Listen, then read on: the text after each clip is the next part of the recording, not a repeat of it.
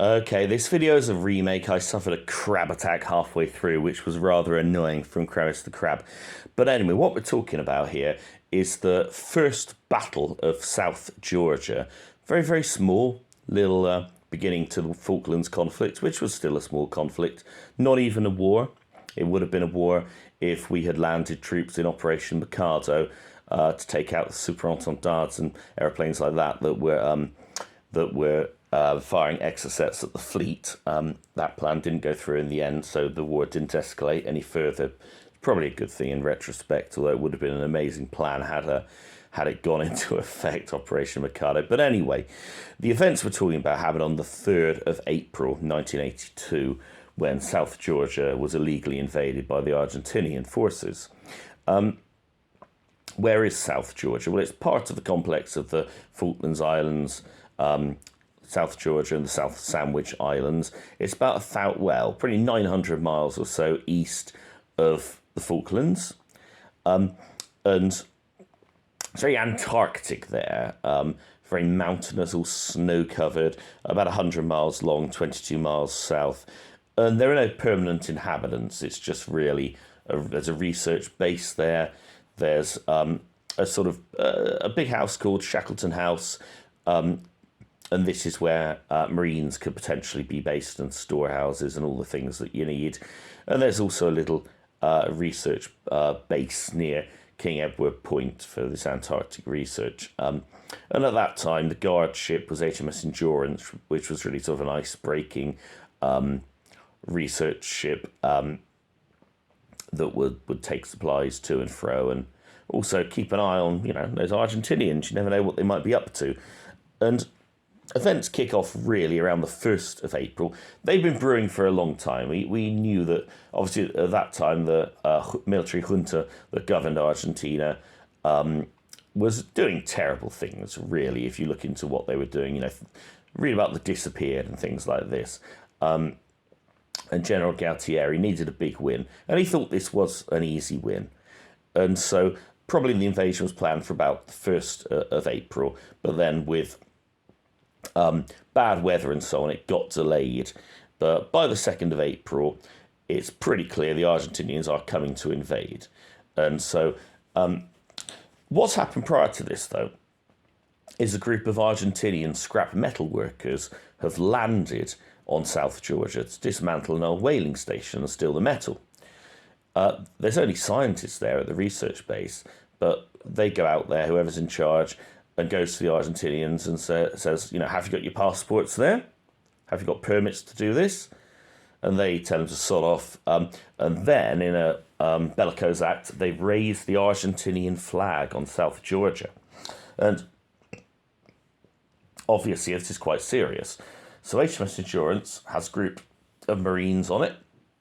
And this time they decide, they got 22 Marines. In charge of them is acting lieutenant, young lad, but an officer, acting Lieutenant Keith Mills, in charge of 22 Marines. And whoever's in charge on Endurance says, we're going to land you there. Go to the Argentinians, check the passports.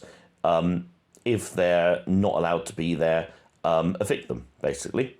We'll stay here and we'll evict them for you, but you should go and be the landing ones. Then a message goes to and from London. Takes a little time, but it comes. And the reply is, actually, no, don't evict them. Just stamp their passports and let them stay. We don't want to be or appear to be the aggressors. We don't want anything to happen. So, and then though, they get the message, look, Falklands definitely is going to be invaded. So they say, leave you Marines here, 22 Marines under Keith Mills, to defend South Georgia.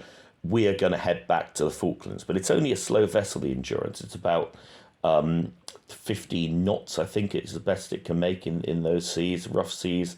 And so it's going to take a few days to get back to the Falklands. And clearly it's going to arrive too late to have any impact, if indeed it could have done. I'm not aware if it even has any heavy guns on it. It's more of a research ship and an icebreaker. So anyway, this first battle of South Georgia, as it unfolds, the Marines go to Shackleton House, which is at Grytviken, which is, I guess, what they call the capital, although there are no permanent inhabitants, I may have already said. And actually, they hunker down for the night. It is nice beds there. It's a nice warm house. They're quite happy there. But they're listening to Falklands radio, as you do in those parts. And they hear Governor Rex Hunt on the radio saying, I have to make a very important announcement. The Argentinians are coming. We will resist them. And that rouses the Marines, and they think, well, they're going for the Falklands, they're going to come here too, obviously. And so Keith Mills quickly formulates the plan.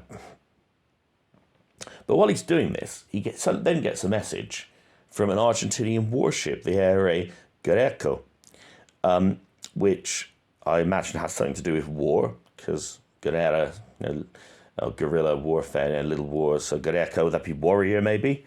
I don't know. Which is, I suppose you'd call it a corvette. It's got 100mm main armament, not particularly big, but still good against infantry.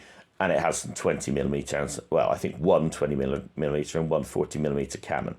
But and they get a message coming through on sort of their maritime radio station saying, this is warship such and such. We'll make an important announcement at 10 o'clock tomorrow. And they're thinking, damn, we know what that announcement's going to be. The announcement's going to be, we've taken the Falklands surrender. That's what they're anticipating. So immediately they set to work, get them out of their beds, if they were in bed already. And they just quickly, Keith Mills makes preparations, as an officer should. And he gets his men to all march around what's called King Edward Cove. So Shackleton House is sort of on the left as you look at it, to the west, and there's a big cove, and then on the east of the cove is King Edward Point, and there's a little research base there where, again, they have radio communications, and that's where the scientists are. Before he does that, though, I believe it's the Shackleton House, he sends a message to Endurance saying, please, could you give us instructions? We understand we have an important announcement coming. Assume it's going to be a demand for surrender. What would you like us to do? And he gets on his way. And what they do is they go around King Edward Cove, go to King Edward Point, and they start digging trenches. And they said, look, it takes about 24 hours to dig a trench. We've done plenty in training, and we hated it.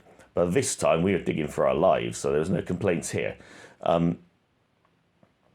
And imagine the frozen soil. I don't know if it's like permafrost there or something, but I imagine it wasn't that easy to dig in. But they did. They dug proper crisscrossing, interlocking, zigzagging trenches, World War I style, where they could all cover one another.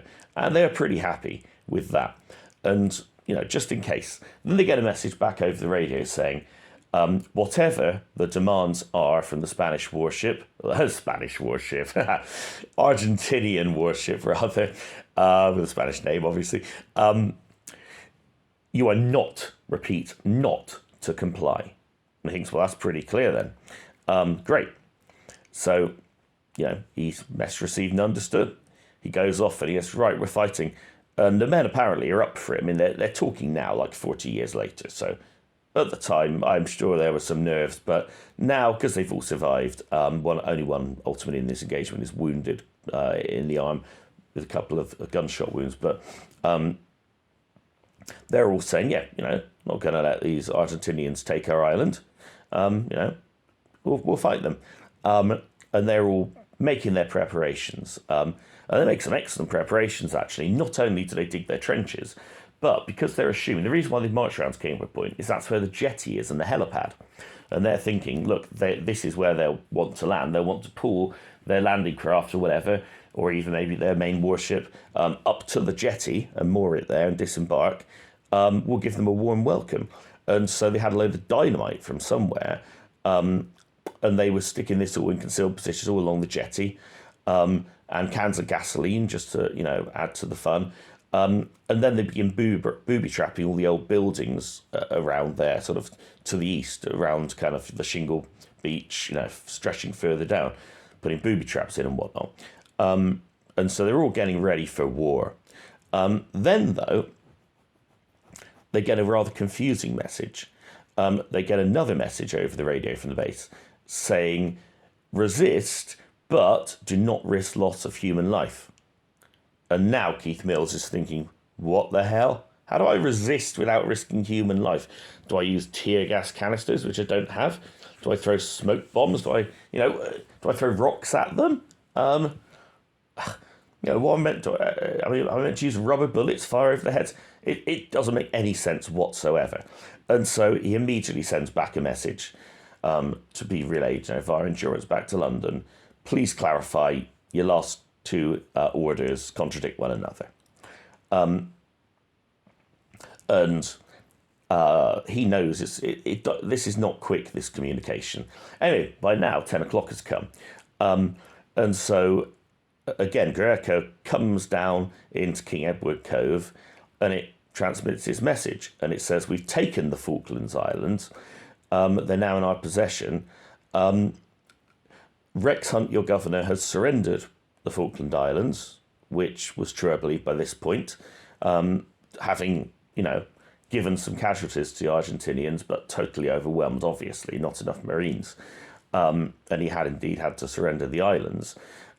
He said, if you surrender now, we will, you'll be sent back home, basically. I don't have the exact wording, but that was the message. Just put down your arms and it's all good. And again, Keith Mills hasn't had a reply because it just takes too long. He doesn't really know what's going to happen. And they're thinking, do we resist, do not? His soldiers, or Marines, should say, are all spoiling for a fight now. They don't like being ordered to surrender is a big word. This is one thing that they emphasised, actually, when they were talking, when I was listening to their interviews. It might not sound like much, surrendering, but this is perhaps one thing I hadn't ever thought about. To a soldier or a Marine or whatever, an airman, to surrender is giving up your manhood. It's saying, you've beaten me, you're better than me. It's like losing a fight to somebody and then pinning you down in a chokehold and, you tapping out and saying, look, you're better than me, I've lost, I concede. It makes you feel, and these are young men, pretty coursing with testosterone, they do not want to surrender, and they don't like it. Anyway, but the warship that sailed in, about the jetty that they'd rigged, they didn't have like a kind of plunger to send an electric signal down, so all they did was wire it up all the way to, I don't know if it's up to the research base, but anyway, there was a point there where they actually had an electricity generator and they had electricity going into different buildings. They literally wired it into a socket, a 3-pin English socket, and all they had to do was flick the switch of the electricity socket and it would explode. And Keith Mills sort of said to his engineer, is it definitely going to work, this? And he's like, it's not a question of it's going to work, it's going to question, how far does the jetty fly kind of thing. So it was ready to go. But unfortunately, the Greco didn't actually moor by the jetty, as they hoped it would, and then he could have blown them all up. It sailed right back out again, having delivered its metal. And they replied on the radio saying, look, we need further instructions. Please, can you give us some time? And the Argentine warship replies and says, yeah, I'll give you 5 minutes. And he's thinking, right, thanks, 5 minutes. It's got to be ready back to London. A bunch of politicians have probably got to have their lunch before you get a reply. So they really are in a bit of a quandary here. And then I believe they had another ship there. I think the Greco carried a helicopter, a Puma helicopter, and presumably the other ship did as well. Either way, there were 2 helicopters. And suddenly a helicopter flies over and starts to come down on the helipad. And at this point, they're all looking at their commander, what do we do, what do we do? And he makes the correct decision, which is, he was meant to say shoot, and apparently he's something like, bring it down, because he was, so hyped up. Whereupon they all open fire on this helicopter and smash it to smithereens, and several on it are killed and stuff. The problem now, though, is that with another helicopter, they've achieved another landing. I believe first round to the east on the Pebble Beach, there are some troops coming in. And really, because he doesn't know his instructions, what Keith Mills wants to do is actually go and speak to them. And he wants to, talk to them and say, look, we don't know what our instructions are. Can we just kind of put the war on? Can we have a truce, basically, a truce which a commander in the field can make while we get instructions? That way we'll all stay alive for now. So he goes out, holding his hands high in the air without his weapon. And apparently there are 3 Argentinians that disembarked from another helicopter, and they're a little ways away. And they're sort of walking along, sort of checking things out. They don't seem to know where the Marines are yet. I've probably already said it, but they're only 22. And then one of the 3 sort of sees him, taps his mate on the shoulder, and they all look around in surprise, and they see Keith Mills walking out towards them with his hands in the air. And then one of them lowers his weapon and starts to point it at him. And at this point, Mills says he just sprints and dives back in the trench because he thinks he's about to be raked with a assault gun, rapid fire. And at this point, a firefight breaks out. So they think we're being attacked. Screw any instructions. I'll face a court-martial, or maybe I'll get a medal. Who knows? But they've taken down a helicopter, and so they fire on these Argentinians, and they run back towards cover.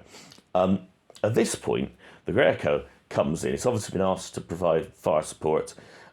It could have fired its 100mm armament from quite far out, but for some reason it didn't. It actually sailed right into the cove nearby. And one of the Marines, they don't say what weapons device they had, whether it was a Milan, it could well have been, or just some kind of simpler rocket launcher system. But either way, they blast it with an anti-tank weapon that's designed to penetrate a load of tank armour. And so it goes straight through the side of the thin ship and explodes inside and causes a lot of damage. And at the same time as well, they're just all firing just small arms at it, and there's a little battle with the ship. It's not clear. One of them says that another shot they fired off actually hit the main gun on the front, and so it only got 1 round off. The Argentinians said the gun jammed, which is quite possible. When we used frigates for fire support, that happened at Goose Green, a couple of rounds, and our gun jammed. So, yeah, maybe it was that. Either way, it had 20mm and 40mm cannon, and they get some shots off with those, but it seems they jammed pretty early as well, whether due to the damage caused by the previous attacks. Apparently, it blew a big hole in the side, that initial rocket that hit it. But anyway, the Greco retreats because it's damaged, and so they haven't got their fire support anymore. The problem they realise, though, is that the helicopter, the remaining one, is still flying around, and they see it land around via nearby Shackleton House. They're presuming, I suppose, that that's where the Marines primarily are, and they're obviously out of fire range. They don't have any artillery or anything. They can't hit them there. And they know what's going to happen is that whoever's being landed there, they're gradually going to work their way around. So, we're still having a stiff firefight. One of the Marines gets shot twice in the arm. But they realise that they've put up a resistance, more than a token, when they're taking down a helicopter, damaged a corvette or frigate, whatever you want to call it, and they've inflicted casualties. But now they've taken one of their own, and they're totally outflanked. They're cut off from their supplies at Shackleton House. Although they had 20,000 rounds of ammo, I don't think that was all carried down to the trench. I think a lot of that was still at Shackleton House, where it had been dropped off from Endurance. And so they realise at this point, actually, we've done our job. There's not a lot more we can do. And he is remembering that command not to endanger life, and he interprets it as put up, and this is probably what it was meant to mean, resist, as very much happens on the Falklands in the initial attack. Resist, but don't die, to the last man. His men still want to carry on because they said, we're winning this, hands down, we're winning. Now, why on earth would you want to stop fighting now? But he realises their position is ultimately hopeless because they're getting circled round from either side. They've got a helicopter flying, which presumably could attack them from the air. They've got a heavy warship, which, most likely could get its guns going again. And they're not going to get any help. So what the commander talks to them, and apparently he's absolutely berated by several of his men. They call him all the swear words under the sun, because he's only a young officer. And most of them do not want to surrender, because at this point, with their deep trenches and everything else, they're winning.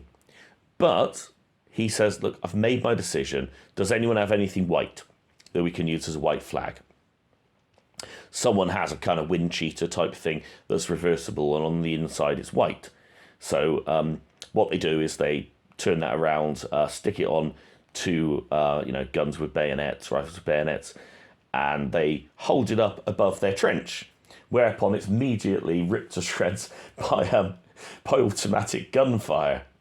And then, very bravely, Keith Mills, despite that, picks it up, again holds it up, tattered remains of it, holds it up out the trench for a few seconds, clearly showing the Argentinians that are coming across the pebble beach it is white, and then very slowly, very cautiously, very carefully, he clambers out the trench, and then very, again, deliberately puts his gun on the floor so they can all see it.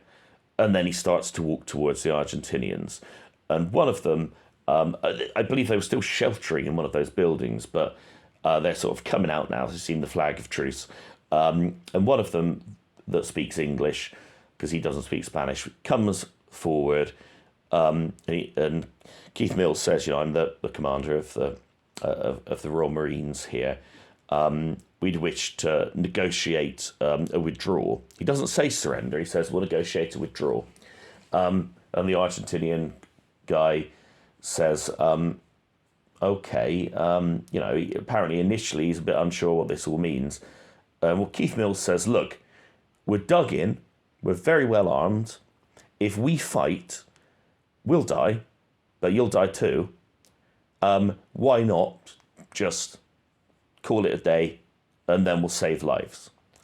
And apparently he said that this dude then acts like he's his best friend. He shakes his hand and is being really friendly and thanking him and saying, yeah, you've made the right decision and stuff.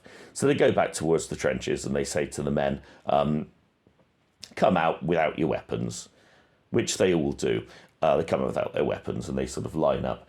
And then gradually more Argentinians are appearing and so on. And you got the 22 Marines there, one of them wounded, quite a few Argentinians wounded too. And they're all sort of, I think, meant to kneel down, and they're being searched. And he says, it's really funny, he said there was a culture in the Marines, I don't know if it's still there now, but culture in the Marines, as well as having your gun, you also carry a knife. And it was kind of a big thing to have a better knife than your mate. And so they're searching, like they've all got knives on them, and some of them are big knives. And then there's one guy, his nickname was, I think, Brillo, which is an interesting one. And they search his pockets inside of his jacket, and they pull out one of those little hatchets, like those nasty little sharp knives you can use to chop wood or chop heads. And they pull this axe out of the jacket pocket, and they look at it, and they look a bit surprised, and then they look in his other pocket, and he's got another one in his other pocket. And they look at him, and apparently Brillo just shrugs his shoulders like, yeah, what? And then they go and search the trenches. And apparently in Brillo's trench, not only did they find, what they found on his person, he also had a massive fire axe. I guess it's one of these emergency things, like to break, I don't know, the things you get, to break your way out of a house in a fire, like this massive fire axe. That was in his trench as well. It's going to be like one of these sort of, a Nordic berserker, or what were they called? The housecarls of King Harold or something, where they kind of swing the axe, and that was going to be his final stand. And apparently at this, the Argentinians are all looking very bemused and thinking, what are these people? Are they kind of psychopaths they've dumped on this island? But they're getting a bit edgy, because they've set up two general purpose machine guns, the Argentinians have, and they're pointed at the Marines, and literally they have a man on each of them with their fingers practically on the triggers. And so the Marines think they're about to just be massacred. because they're thinking, well, look, if we all die in the fighting, who's to say if it's a massacre? Who's to say if we fought to the death bravely? They know they could have been killed and no one would have faced any consequences, probably. No one would have known. And so, again, Keith Mill, and they're whispering to one another. They're saying, look, as soon as the shot goes, we're running at them. And because they had grouped around, the Argentinians had formed a circle around them, they said, well, look, if they fire at us, they're going to hit their own men as well. So it's worth a break for it. We probably won't get very far, but, at least they'll take out a few of their own if we do that. And obviously Mill's listening to all of this, and he's trying to calm them down. And he speaks again to the English-speaking Argentinian, and he says, look, my men are getting ready to charge those machine guns because they think you're about to execute us. Please, could you just ask your men to step back a little from them because, you are worrying our men. And to his credit, he looks at them and he just gestures, get back from them a bit. And they do. They walk away from them a bit. And, everyone heaves a big sigh of relief. And that was the first battle of South Georgia, And Keith Mills ultimately got a medal for that. I forget which one it was now.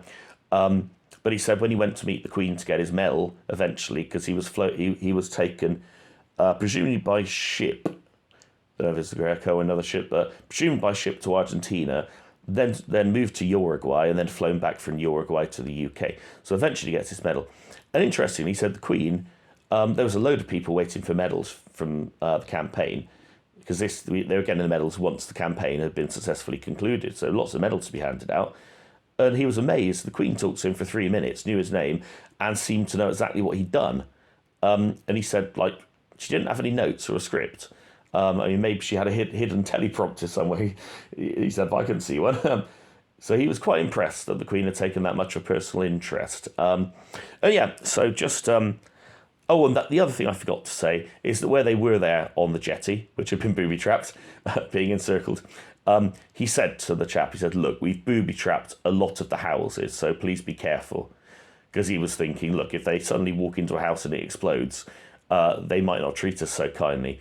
And that was the right thing to do, I think, really. He negotiated their withdrawal, not their surrender. He didn't want people to be killed, in that way. Unlike if we go back very briefly to World War One, Bapaume, obviously the Albert to Bapaume Road, very famous, cutting through the middle of the Somme. After the Germans were ultimately ground down at the Somme, they retreated back to the Hindenburg line and they abandoned Bapaume. And probably the only house left intact, decently intact, was the town hall. And this, people are moving into it, and most and 2 French deputies moved into it to officially take back the town for France, and there were lots of Aussies, maybe up to 30 or so, dossing in this house, and most likely it would have become a divisional command or something. They checked it, they found a little mine down the bottom, removed it. 8 days after the Germans left the town, a humongous bomb that they'd somehow hidden underneath exploded and took out all these people. They'd had a very, very slow, one of those detonators where you have a spring with the sort of gun type on the spring ready to be blasted into the detonator, held back by a piece of wire, and then acid. We in the Second World War used to use actually aspirin, because acetylsalicylic acid, basically, fairly strong orthosalicylic acid. It will gradually eat through that wire. 8 days later, it blows up. Now that was, an evil bit of booby trapping. Even the Australians who revelled in booby trapping in Gallipoli thought that was a bit beyond the pale. 8 days later, but it's because they wanted to try and get some of our commanders, which, had it lasted a few days longer, they probably would have. But anyway, that's a massive digression. But it is an interesting story, isn't it? First Battle of South Georgia.